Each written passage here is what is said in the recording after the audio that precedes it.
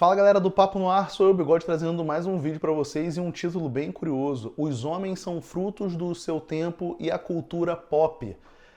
Vamos explicar tudo isso e o porquê desse título e o porquê desse vídeo.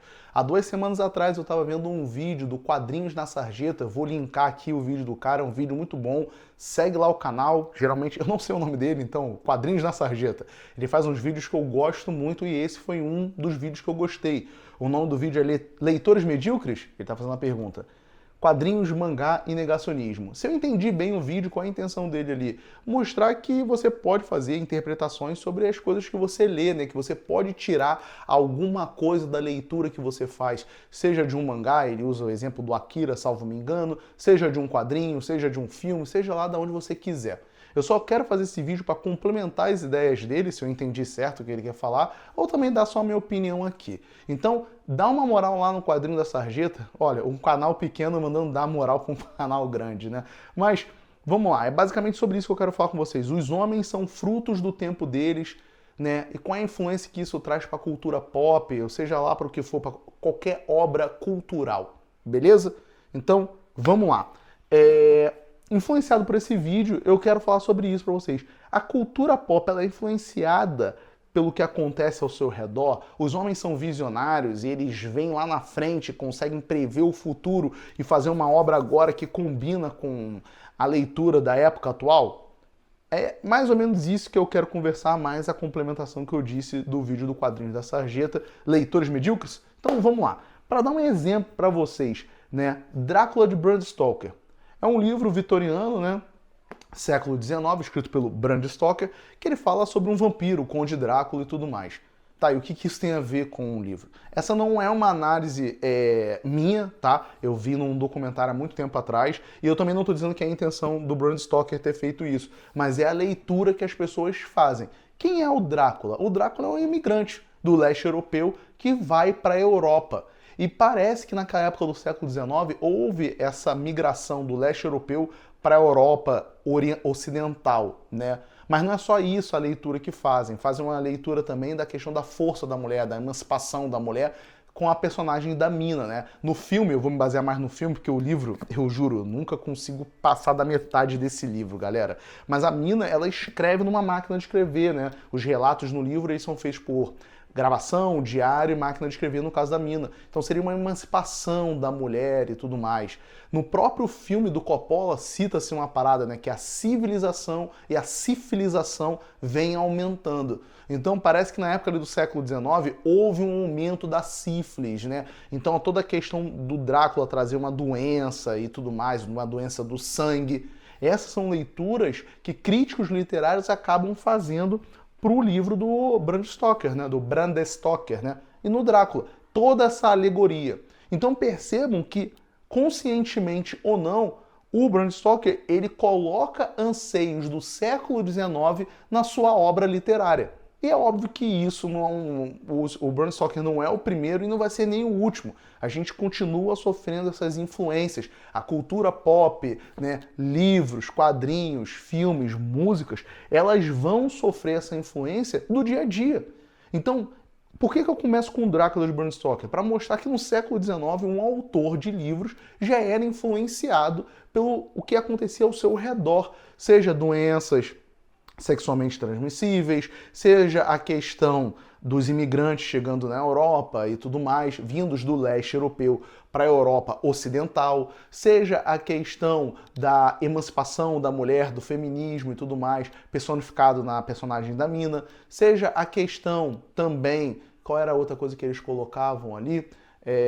Sexual, né? O Drácula é uma questão sexual, a questão homossexual, que tem uma cena no filme, eu não lembro se tem essa cena, essa passagem no livro, mas o Coppola ele brinca com isso, né? Tem uma cena que o Jonathan está sendo, né, seduzido ali pelas esposas do Drácula, né? As 3 esposas dele, até tem a Mônica Bellucci nessa cena, fazendo aí rapidinho, abrindo um parênteses, ela que vai depois trabalhar de novo com Keanu Reeves em Matrix, né?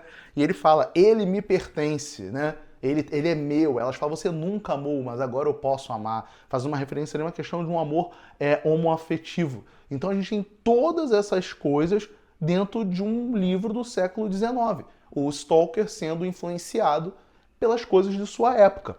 né?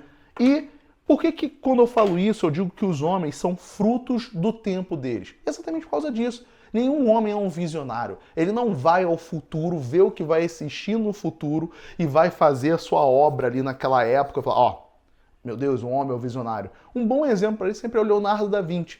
Né? Quando as pessoas olham o desenho dele do helicóptero e falam, meu Deus, Leonardo da Vinci é um visionário, ele era um homem à frente do tempo dele. Não, os homens são frutos do tempo deles. Essa questão do voar, né? A gente pega aí pela lenda do Ícaro, né? Voou muito próximo do Sol e caiu. Esse anseio de voar do homem, ele sempre foi uma coisa inerente nossa. O Leonardo da Vinci, como um homem da época dele, também tinha essa questão do voar. Então o que acontece? Ele faz um esboço do que ele acha que pode ser um helicóptero. Se ele realmente tivesse vindo ao futuro e tudo mais, né? Nesse negócio ele é o visionário, ele teria feito um helicóptero como a gente conhece hoje em dia. E não é isso que ele faz. Ele faz um helicóptero para a época que ele vive, para a época que ele conhece. Entende? Então por isso que os homens são frutos do tempo deles. Eu vou pegar um outro exemplo aqui, que eu não sei se é o melhor exemplo, mas existe esse livro aqui do historiador Carlos Ginzburg, que é Queijos e Vermes, onde o autor vai analisar o processo inquisitivo do Menóquio, né? O moleiro Menóquio, mais conhecido como Menóquio. E o Menóquio, ele dá ele faz vários pensamentos críticos sobre a igreja, sobre a questão divina e tudo mais. O Menóquio é um homem do fruto dele. Já aconteceu, salvo me engano, eu estou no início do livro, mas pegando as datas aqui, eu já li faz tempo ele na faculdade, a gente já passou por uma reforma protestante, há críticas à Igreja Católica. O cara escuta aquilo, ele é influenciado pela época dele. Então a gente percebe que os homens nada mais do que são frutos do seu tempo. Eles, conscientemente ou não, vão absorver o que está acontecendo ao seu redor e vão colocar dentro das suas obras literárias, de filmes, músicas, como eu já disse. Então o homem, ele não é um visionário. Ele é fruto do seu tempo e influenciado por coisas do seu tempo. Óbvio, ele pode ser influenciado pelo passado, mas ele também vai ser influenciado pelo tempo no qual ele vive. Falado isso, vamos marcar aqui, vamos falar dos teleevangelistas. Quem são esses caras, né? São pastores que vão começar mais ou menos ali nos anos 60 e 70, ganhar muita força na televisão. O que a gente conhece aqui como Silas Malafaia, R.R. Soares, Pastor Valdemiro, seja lá quem for. São esses evangelicistas, caraca, acho que nem saiu certo, mas vamos lá, que vão fazer o quê? Vão levar a igreja para a televisão. E esses caras vão ter essa ascensão dos anos, salvo me engano, 60, 70 e vão perdurar ali até os anos 80. Vai ter muitos escândalos na época dos 80, mas eles ainda vão ter uma certa força. E por que eu estou falando isso? Para falar sobre 3 quadrinhos que são influenciados pelo seu tempo. Que são quais? Deixa eu pegar aqui para vocês. Um eu não tenho, mas eu vou falar, que até lá no Quadrinho na Sarjeta ele faz um vídeo sobre ele. Primeiro é o Deus Ama e o Homem Mata, que não é a capa aqui original, né? Mas vou pegar aqui para vocês, que tem uma influência, tá aqui, ó, nos teleevangelistas, beleza? O outro, que é o que eu mais gosto, é o Surfista Prateado Parábola. Ambos os quadrinhos dos anos 80, né? E o outro que eu separei aqui, né, para vocês para falar, que é o Batman Messias. E também complementar falando sobre um personagem, que é o Gordon Godfrey, que é um personagem da DC que é baseado num televangelista chamado Bill Graham. Todos esses personagens, esses quadrinhos, são dos anos 80, onde o teleevangelismo nos Estados Unidos está bem forte. Então percebam que esses autores, eles vão se basear no que está ao redor deles para poder fazer o seu material para os quadrinhos. Mostrando o quê? Que os homens, mais uma vez sendo repetitivo, são frutos do tempo em que eles estão. Vou pegar aqui, né, como fonte o guia do quadrinhos que eles colocam aqui, ó. O glorioso Godfrey foi uma das criações geniais de Jack Kirby para DC. O vilão teve sua estreia em Forever People, de 71. Então você percebe aí que ele tem a sua origem em 71, como eu disse para vocês. Os televangelistas, eles têm essa ascensão nos anos 60, 70 e 80, né, nesses 3 períodos aí, e foi baseado no televangelista Bill Graham. Kirby era pródigo e vem todo um texto aí. Então demonstrando exatamente isso, né? E em ambos esses quadrinhos a gente vai ter os televangelistas usando o poder deles para poder dominar as massas, né? Vejam que nos X-Men eles vão ter que lidar, né, com o Stryker sendo um religioso, fervoroso, incitando as pessoas pela televisão, né? No Surfista Prateado Parábola, eu não lembro agora o nome do personagem, deixa eu pegar aqui para ver se tem logo aqui no início, né? Eu não lembro o nome dele agora, mas ele fala, olha só, não posso deixar esses outros charlatões passarem a perna em mim. Galactus pode me tornar o maior dos evangelistas, né? Então a gente tem toda essa questão, ó. O cara ele vai na televisão poder dar a palavra dele. Então, e no Batman Messias a gente tem o Batman também lutando contra um cara religioso e tudo mais. Então a gente percebe que os homens são, como eu disse, fruto do tempo deles, e eles vão ser influenciados por coisas que estão ao seu redor. Tudo isso para falar o quê? Reclamar, querendo ou não, das pessoas que ficam. Não coloque política, ou seja lá o que for, no meu quadrinho, na minha produção cultural e tudo mais.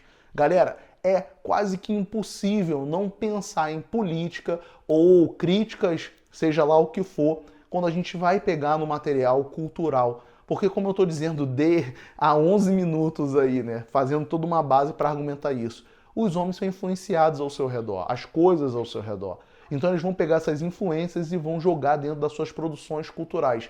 Vocês querem aí, e agora vem um momento spoiler, né? Se você não liga, continua assistindo. Se você liga, dá um pause, vai ver o filme do Pantera Negra 2 e volta aqui. Ao final do filme do Pantera Negra 2, vamos ter aí, eu nem vou dar um spoiler completo, só vou comentar. A gente vai ter a apresentação de um personagem chamado Toussaint.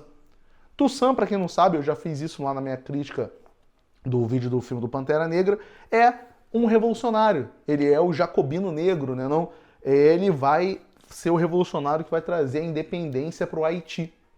Então percebam aí como a história está inserida, querendo ou não, dentro de um filme da Marvel. E olha que esse não é nem o maior exemplo que eu posso dar. Se você quiser saber qual é, vê lá o vídeo do Papo no Ar sobre Pantera Negra, Wakanda para sempre, que você vai saber do que eu estou falando. Mas continuando o papo, é exatamente isso que a gente tem que perceber. A gente não pode chegar e falar que assim, ó, vou pegar aqui de novo o quadrinho, o Stan Lee quis falar isso. Eu não gosto de fazer isso, eu acho isso muito perigoso. Mas é legal a gente chegar e falar assim, poxa, segundo eu li no Surfista Prateado Parábola, cara, eu acho que essa história me traz essa crítica aqui. A questão religiosa, a questão da gente querer idolatrar um líder e querer escutar ele cegamente. A gente pega aí as eleições agora de 2022, o poder que a religião teve. Ambos os candidatos querendo convencer que eram religiosos. Pastores evangélicos fazendo comentários absurdos sobre o Nordeste. Não tem como eu não ler o Surfista Prateado Parábola e perceber que esse é um problema que continua aí na sociedade. Esse quadrinho é dos anos 80 e a gente ainda tem religiosos se metendo e dando seu pitaco na política. Não é que o Stan Lee e o Moebius vieram no futuro e perceberam que isso vai acontecer no Brasil. A gente percebeu uma coisa muito pior, que os problemas que eles denunciam aqui, entre aspas, não quero dizer que eles denunciam, mas que eles retratam aqui num quadrinho dos anos 80, perdurou até agora, 2022, e está batendo aqui no Brasil, porque esses televangelistas ganharam força durante os anos 90, 2000 e estão aí poderosos.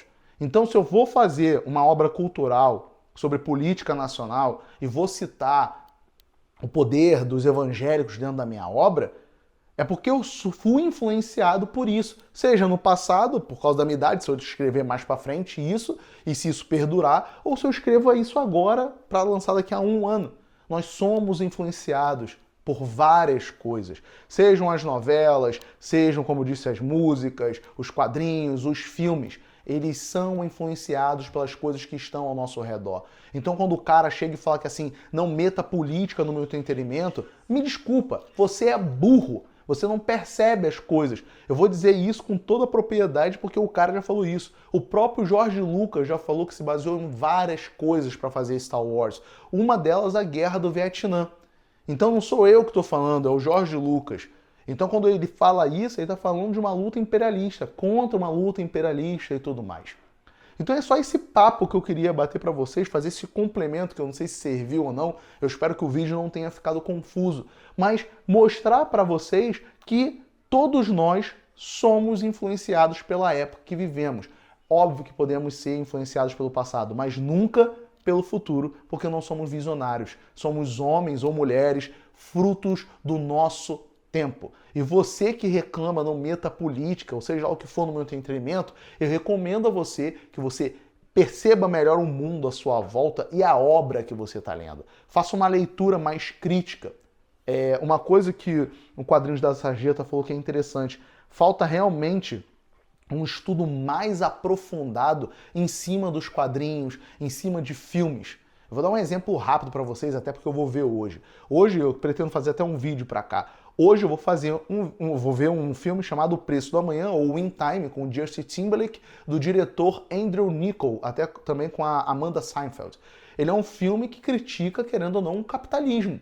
Isso é uma visão minha. Não vou dizer que é a intenção do diretor, mas quando o cara coloca relógios que o tempo serve como dinheiro e as pessoas mais pobres têm que fazer tudo correndo, né? E tempo é dinheiro nesse filme, você percebe que, querendo ou não, dá para tirar uma crítica social daí. Eu mesmo tenho um vídeo aqui no Papo no Ar falando sobre Batman Cavaleiro das Trevas ressurge e a Revolução Francesa. Né? Você tem vários elementos e símbolos ali da Revolução Francesa influenciando o filme, o último filme do diretor Christopher Nolan. Outra coisa que eu posso falar com toda certeza que foi intencional, até porque o Jonathan Nolan, irmão do Christopher Nolan, se baseia no livro Um Conto de Duas Cidades, do autor Charles Dickens, que trata exatamente da Revolução Francesa. Então é isso, pessoal, é esse papo que eu queria bater com vocês sobre o homem fruto do seu tempo, como influencia a cultura pop. É isso aí, pedi para vocês para curtirem o canal, darem um joinha nesse vídeo e de compartilharem com os amigos. É isso aí, um beijo, um abraço e tchau, tchau.